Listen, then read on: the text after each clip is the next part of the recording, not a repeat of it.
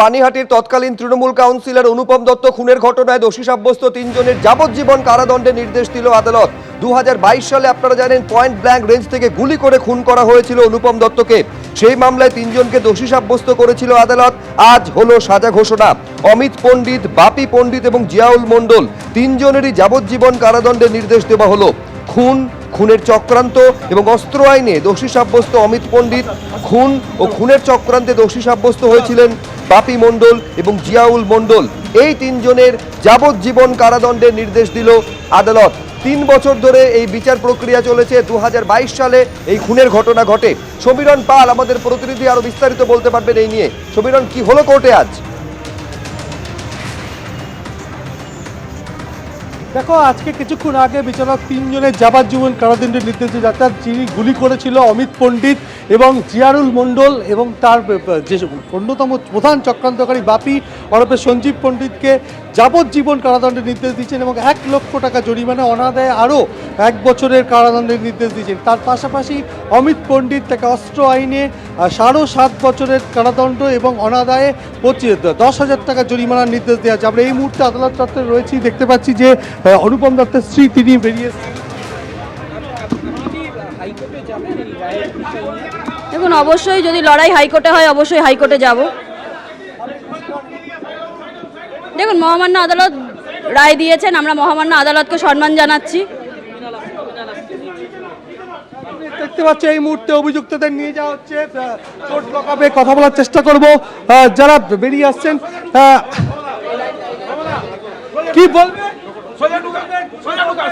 কি বলবেন? আমাদের সাজা করিয়েছে।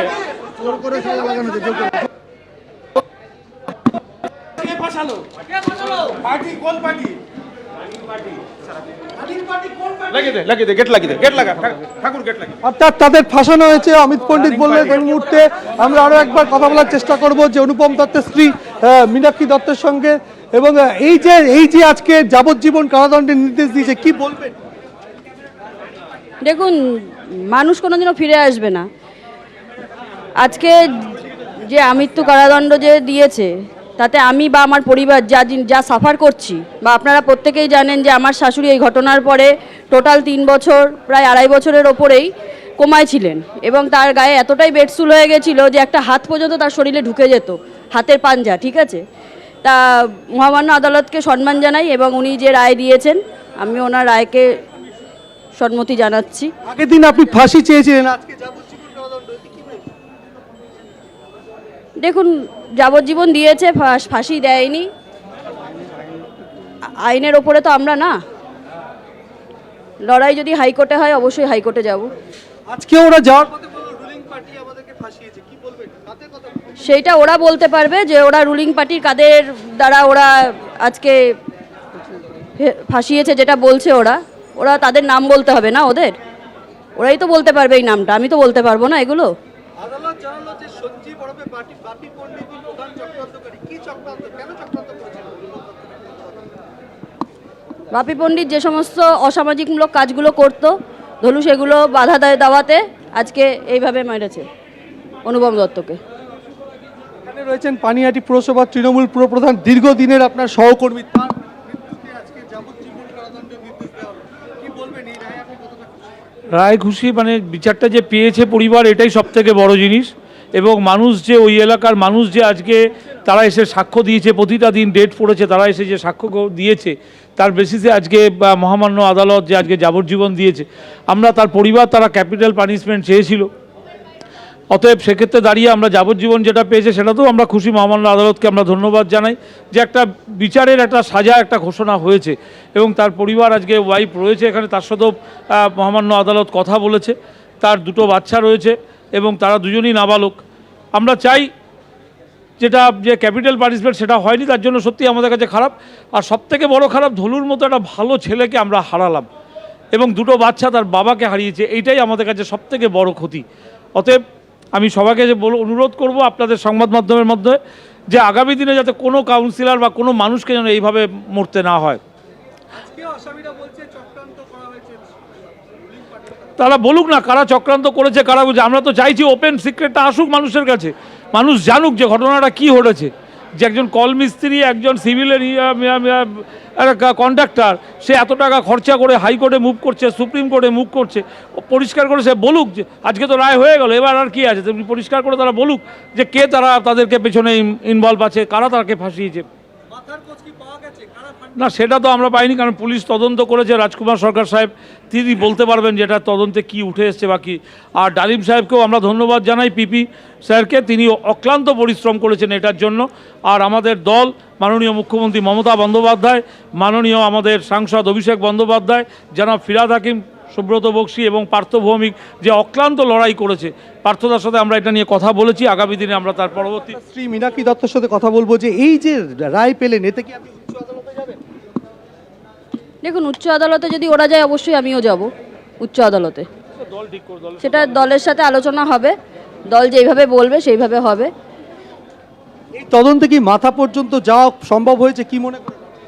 দেখুন, সেটা ওরা যেটা বলছে সেটা তো আপনারা প্রত্যেকেই শুনতে পেয়েছেন যে ওরা বলছে ওদের ফাঁসানো হয়েছে, কিন্তু ওরা এখনও পর্যন্ত বলেনি। এটা তদন্তের মাধ্যমে, আমি চাইবো যে তদন্তের মাধ্যমে উঠে আসুক। আজকে তো সাজা ঘোষণা হয়ে গেল, আর কোথায় তদন্ত হবে? দেখুন, এখনও তো হাইকোর্ট বাকি আছে, দেখা যাক, যদি ওরা হাইকোর্টে মুভ করে আমরাও মুভ করব হাইকোর্টে। এবং যারা অক্লান্ত পরিশ্রম করেছে, আমার পিপি দাদিংবাবু, এবং পুরো ব্যাপারটাকে ইনভেস্টিগেশন করেছে রাজকুমার বাবু, আমাদের আইসি খর্দা ছিলেন তখন। আর মাননীয় মুখ্যমন্ত্রীকে ধন্যবাদ জানাবো, এবং পার্থভৌমিক মহাশয়, সুব্রত বক্সী, জনাব ফিরহাদ হাকিম, এরা প্রত্যেকে আমাকে অনেকটাই সহযোগিতা করেছে এবং ফ্যামিলির পাশে রয়েছে, ওনাদেরও ধন্যবাদ জানাবো। আপনারা কি ফাঁসি চেয়ে হাইকোর্টে যাবেন? দল সেটা যেটা ঠিক করবে সেইভাবে দলের সাথে কথা বলে তারপরেই। তবে হ্যাঁ, যেটা হয়েছে সেটা হচ্ছে যে এরা বলছে এরা চক্রান্তের শিকার হয়েছে, এবং এদের পেছনে লক্ষ লক্ষ টাকা যারা ঢেলেছে তারা কিন্তু এখনো বাইরে আছে। কারা ফান্ডিং করেছে? দেখুন, সেটা ওরা বলতে পারবে কারা ফান্ডিং করেছে ওদের ওপরে। লক্ষ লক্ষ টাকা সুপ্রিম কোর্ট, হাইকোর্ট ওরা আগেও লড়ে এসছে। আমাদের সঙ্গে রয়েছে এই মুহূর্তে অনুপম দত্তের ভাই নিরুপম দত্ত। নিরুপম বাবু, কি বলবেন এই যে সাজা ঘোষণা হলো যাবজ্জীবন, এতে কি বলবেন? আমরা আশা করেছিলাম মানে মিনিমাম সে অমিত পণ্ডিত আর সঞ্জীব পণ্ডিতে অ্যাটলিস্ট মৃত্যুদণ্ডটা হোক, কিন্তু সেখান থেকে আমাদের মহামান্য বিচারক যাবজ্জীবন দিয়েছে, তা মেনে নিতে হবে, আমাদের কিছু করার নেই এখন আর, কারণ তো বিচার তো রায় হয়ে গেছে। এখন কী করব? এখন দেখি ওরা যদি কীভাবে মুভমেন্ট করছে সেই অনুযায়ী আমাদের পদক্ষেপ বাকিটা হবে। ফাঁসি চেয়ে কি হাইকোর্টে যাবেন?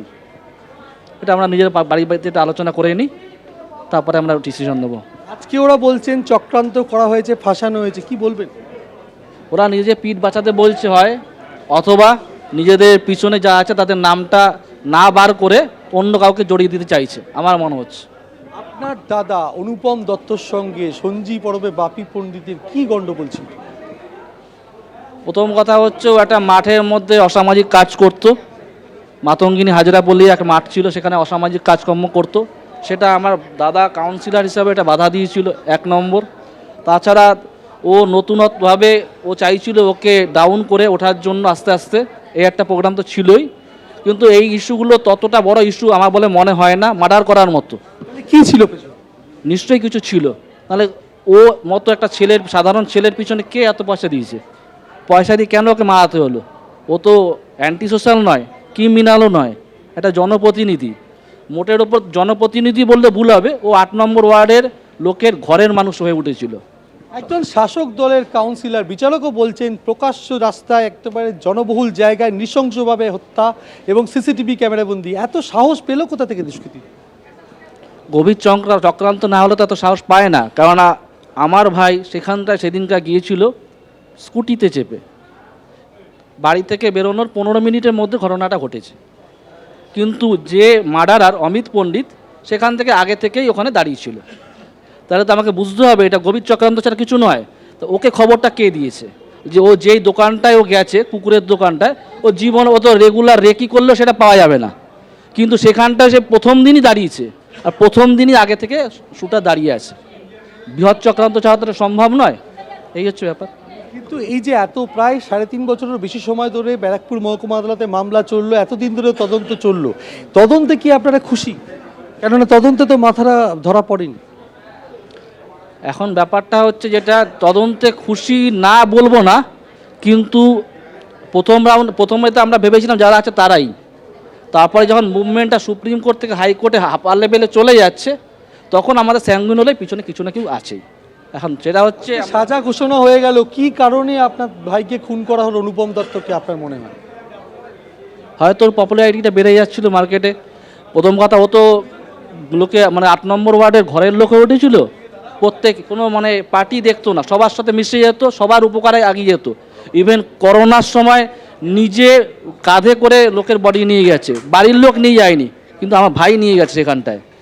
সেই ক্ষেত্রে একটা লেভেল যখন উঠে যাচ্ছে, হয়তো সেই কারণেই হিংসা কারণে মেরে দিয়েছে, এটাই হতে পারে। জনপ্রিয়তা বেড়ে গেলে, অনুপম দত্ত সদ্যজয়ী তখন কাউন্সিলর, ঠিক 13ই মার্চ খুন করা হলো, জনপ্রিয়তা বেড়ে গেলে কাদের অসুবিধা হতো, কি মনে করছেন আপনি?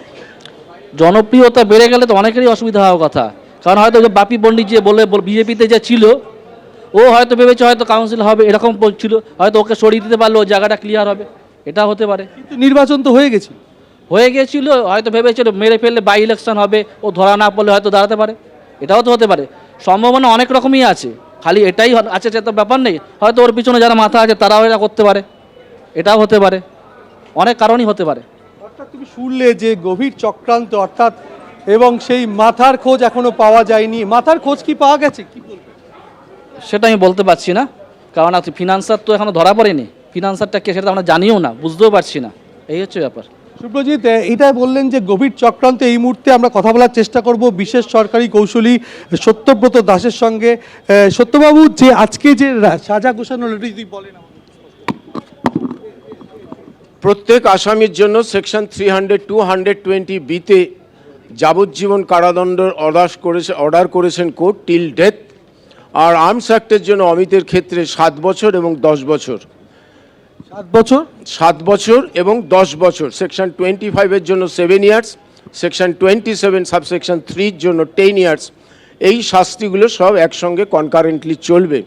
আর 1 লক্ষ টাকা জরিমানা করেছেন, আর 10,000 টাকা করে সেকশন 25 এবং 27-এর উনি ফাইন ধার্য করেছেন। আসামিরা যদি এই টাকাটা দেয়, তাহলে বলেছে মৃতের পরিবারের প্রতি সমবেদনার জন্য এটা দিয়ে দেওয়া উচিত। সেই অর্ডারও তিনি করে দিয়েছেন। যদিও বলেছেন কোর্ট এই টাকাটা তাদের পরিবারের যে অপূরণীয় ক্ষতি সেটাই যথেষ্ট নয়, সেই কারণে তারপরেও আমরা এই টাকার অর্ডার করে দিলাম। দিয়ে আসামিদেরকে বলেছে আপনারা যদি চান এই কোর্টের এই আদালতের অর্ডারের বিরুদ্ধে উচ্চতর ন্যায়ালয়ে আপিল করতে পারেন। বিচারক বললেন যে এটা একটা পরিকল্পিত খুন, প্রকাশ্য রাস্তায় জনবহুল জায়গায় সিসিটিভি ক্যামেরা বন্দী হয়েছে খুন, তাহলেও কেন বিরলের মধ্যে বিরলতম ঘটনা হলো না? দেখুন, এগুলো একাডেমিক কনভারসেশন এবং তাতে অনেক কন্ট্রোভার্সি আছে। আপনারা জানেন সুপ্রিম কোর্ট প্রথম যে জাজমেন্টটা করেছিল সেখানে বলেছিলেন যে লাইফ ডেথ সেন্টেন্সটা হচ্ছে contrary to the provision of article 14 of the Indian constitution, right to equality, সেইটার বার হচ্ছে বলে সুপ্রিম কোর্ট ওপাইন করে। তারপরে লাস্ট বচন সিংয়ের জাজমেন্টে তার রেশিও ডিটারমিন করে। সেই সমস্ত বিচার করে, কারণ আপনারা তো শুনেছেন আমি প্রথমেই যেহেতু বিরলতম ঘটনার কথা আমি বলেছি, ঠান্ডা মাথায় পরিকল্পনা করে খুন, তার জন্য যাবজ্জীবন চেয়েছিলাম। সমাজকে একটা জায়গা অন্ততপক্ষে বার্তা দেওয়া হোক যে কেউ বিচারের ঊর্ধ্বে নয়, আর সেই জায়গায় সমাজ যাতে সুস্থ জীবনযাপন মানুষ করতে পারে, অ্যাসাইলেন্টরা যাতে সতর্ক হয়, সব দিক বিবেচনা করে। দীর্ঘ 3.5 বছর ধরে এই মামলা ব্যারাকপুর কোর্টে চললো, অথচ পরিবারের সদস্যরা বলছেন তারা সেই যে সাজাতে খুশি নয়। আপনি কি মনে করেন যে এই তদন্তে মাথা পর্যন্ত পৌঁছানো গেছিল? দেখুন, কিছু কিছু জিনিস থাকে তো, পুলিশ তার তদন্তে যে জায়গাটুকু নিয়ে এসছে আমরা তো তার মধ্যেই confine. Relating to the financial source and scam if there be any, সেই তদন্তটা তো পুলিশ বা ইডি করুক, কে বা কারা একে ফাইন্যান্স করছে। আজকে তো আসামি সবার সামনে বলেছে যে রাজনৈতিক নেতারা তাদেরকে ফাঁসিয়ে দিয়েছে। এরাই তো বলতে পারবে কারা সেই লোক যারা ওদেরকে টাকা দিয়ে এই জায়গায় নিয়ে এলো, আর কারা ওদেরকে এই কাজ করতে উৎসাহিত করেছিল। গিয়ে তদন্ত কি অসমাপ্ত বলে আপনি মনে করেন? না, so long the commission of murder is concern সেটুকু ঠিকই আছে, যেটুকু পুলিশ করেছে। Relating to the financial crime সেটা তো আলাদা অ্যাসপেক্ট, ওটা একটা অন্য উইংস দেখে। পুলিশ যদি মনে করে কখনো সেরকম কোনো কমপ্লেন আসছে বা এই জাজমেন্টের উপরে কিছু দেখবে, সেটা তো পুলিশের পাওয়ার আছেই, করতেই পারে। বিচারক বললেন যে এই বাপি ওরফে সঞ্জীব পণ্ডিত হচ্ছে প্রধান চক্রান্তকারী, কিন্তু আপনারা তদন্ত যখন চলেছে, যখন শুনানি চলেছে, অর্থাৎ 24 জনের সাক্ষ্য গ্রহণ করেছেন, সেই সময় কোথাও গিয়ে মনে হয়েছে যে বাপি পণ্ডিতের মাথার ওপরে কেউ থাকতে পারে? কেননা এই যে দীর্ঘ যে মামলা চলাকালীন বাপি পণ্ডিতের জামিন পাওয়া, তাকে আর্থিক সাহায্য করা, তার পেছনে কোনো মাথা নেই, এটাই বা কী করে বুঝবেন আপনারা? দেখুন, এটা তো আমরা সবাই বুঝতে পারছি যে একটা সাধারণ প্লাম্বার, তার ঘর থেকে এত টাকা কোথা থেকে আসছে, কিন্তু the person who involved in the conspiracy and the person who financed, it is exclusively secret in between the two persons, unless it is disclosed. Bapi Pandit তো পুলিশকে সাহায্য করতে পারতো সত্যি কথাগুলো বলে, কোর্টকে তো বলতে পারতো। কোর্ট যখন জিজ্ঞেস করেছে বলুন আপনার আর কিছু বলার আছে কি না এই ব্যাপারে, he remain silent. The reason best known to him, not to us. আমি আরও একবার মীনাক্ষী দেবীর কাছে জানার চেষ্টা করব যে এই যে বিষয়টি বারবার উঠে আসছে যে বাপি পণ্ডিত প্রধান চক্রান্তকারী, আদালতও বলছে, কিন্তু বাপি পণ্ডিতের মাথার ওপরে তো নিশ্চয়ই কেউ থাকতে পারে। আপনি কি মনে করেন তদন্ত কি এখনও সমাপ্ত হয়েছে, এখনও অসমাপ্তই রয়ে গেছে? তো নাকি মহামান্য আদালতের কাছে অ্যাপিল করেছি যে যাতে যারা পেছন থেকে সাহায্য করছে তাদের সামনে আনা হোক এবং তদন্ত আরও জোরালোভাবে তদন্ত করা হোক। মানে আপনি মনে করেন যে তদন্ত অসমাপ্ত রয়েছে? দেখুন, ও যেটা বারে বারে বলছে আমাকে ফাঁসানো হয়েছে, এবং আর ওদের পেছনে যেটা দেখা যাচ্ছে, যেটা একটু আগে বললাম যে কল মিস্ত্রি, যে সে কত টাকা হাইকোর্ট, সুপ্রিম কোর্ট আর তাবর যারা আছেন উকিল তাদের লাগিয়েছে, তাহলে এই টাকা তাদের কারা দিচ্ছে, এটা আমাদের জানার প্রশ্ন, যেটা তারা কারা ফান্ডিং করছে এদের পেছনে, এবং যারা ফান্ডিং করছে তারা আজও পেছনে ঘুরে বেড়াচ্ছে। আপনি বারবার বলছেন যে দলের সঙ্গে আলোচনা করে সিদ্ধান্ত নেবেন, কোথাও গিয়ে কি এই বিষয়টি নিয়ে দলে আলোচনা করেছেন? আপনি তো অনুপম দত্তর জায়গায় কাউন্সিলর হয়েছেন ওই একই ওয়ার্ডে, দলের সঙ্গে কি এই বিষয় নিয়ে কখনো আলোচনা? তো প্রথম থেকেই আমাকে সহযোগিতা করেছে এবং প্রত্যেকটা মুহূর্তে আপনি জানেন মাননীয় মুখ্যমন্ত্রী সহযোগিতা করেছেন, এবং জনাব ফিরহাদ হাকিম এবং আমাদের পার্থভৌমিক, চন্দ্রিমাদি প্রত্যেকেই সহযোগিতা করেছেন, এবং প্রত্যেকটা ব্যাপারেই আমি যে কোনো সময় যে কোনো অসুবিধায় পড়েছি আমি তাদের ফোন করেছি, এবং আমার পিপি সত্যব্রত দাস যিনি আছেন উনি কেসটাকে প্রথম থেকে এত সুন্দরভাবে দেখেছেন, যা আজকের ডেটে যে সাজাটা ওদের ঘোষণা হলো, শুধুমাত্র ধন্যবাদ দেবো আমি আমার পিপিকে প্রথম থেকে। যেটা বলছেন অনুপম দত্তের স্ত্রী মীনাক্ষী দত্ত, যে তদন্ত কোথাও গিয়ে একটা অসমাপ্ত রয়েছেন এবং তিনি চাইছেন যে যে মাথা রাখে তারা সামনে আসুক, এবং এই জায়গা থেকে যে একটা অসমাপ্ত তদন্ত এবং তারপরে যাবজ্জীবন কারাদণ্ডের নির্দেশ। আজকে 3.5 বছর ধরে ব্যারাকপুর মহকুমা আদালতে এই চাঞ্চল্যকর হত্যাকাণ্ড, অর্থাৎ সারা জাগানো হত্যাকাণ্ড, যেখানে এই হাড়হিম করা একটা সিসিটিভি ফুটেজ সামনে এসেছিল যে অনুপম দত্তকে সন্ধ্যে 7:30টার সময় আগরপাড়া স্টেশন রোডে যেভাবে নৃশংসভাবে একেবারে পয়েন্ট ব্ল্যাঙ্ক রেঞ্জ থেকে অমিত পণ্ডিত গুলি করেছিল, এবং গুলি করার পর ঘটনাস্থলের কাছেই লুকিয়েছিল, আর সেখান থেকেই ঘাতক আগ্নেয়াস্ত্রটি উদ্ধার হয়েছিল, এবং সেই ঘটনায় সামনে এসেছিল সঞ্জীব পরবে বাপি পণ্ডিত মূল চক্রান্তকারী, এবং ঘটনার আগে পুরো ঘটনাস্থল ঘুরে সে পুরোটা রেকি করেছিল, এবং তার আগে 4 লক্ষ টাকা সুপারি দিয়েছিল এই খুনের জন্য। কেন খুন, পেছনে কে, তার উত্তর এখনো পাওয়া যায়নি। সুব্রজিৎ, ধন্যবাদ সমীরণ। এবিপি আনন্দ, এগিয়ে থাকে, এগিয়ে রাখে।